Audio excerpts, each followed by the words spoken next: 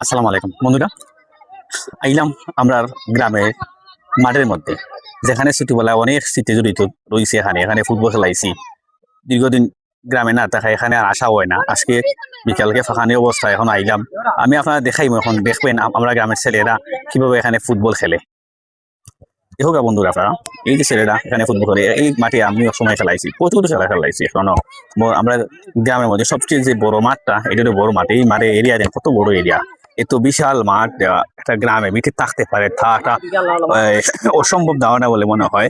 যে ওই এই ধরনের বড় বড় মাঠগুলা গ্রামে মিলে না। একই মাঠে একই মাঠে একই মাঠে কয়েকটা দলে বিভক্ত হয়ে তারা খেলতে পারে। ওই যে এই দেখছেন এখানে কেন একটা টিম খেলে খেলে পাইটানের টিম।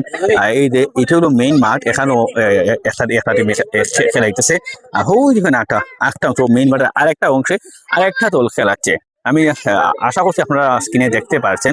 আর আপনারা যারা আমার বয়সে, যারা অবশ্যই তারা অনেকেই খেলাধুলা করেন না, কিন্তু আফসোস করেন আমার মতো, কিভাবে আমার মতন। আমি মাঠে এসেই মনে করি যে ইস, যদি আমি আবার তাদের মতো হতে পারতাম, আমি আবার আগের যুগে চলে আসতে পারতাম, তাহলে আমি আসলে খেলাইতে পারতাম।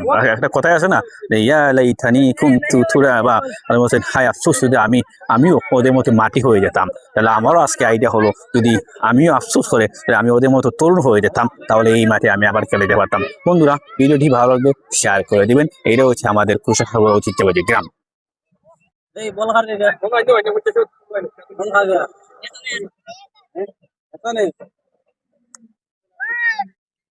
আসসালামু আলাইকুম।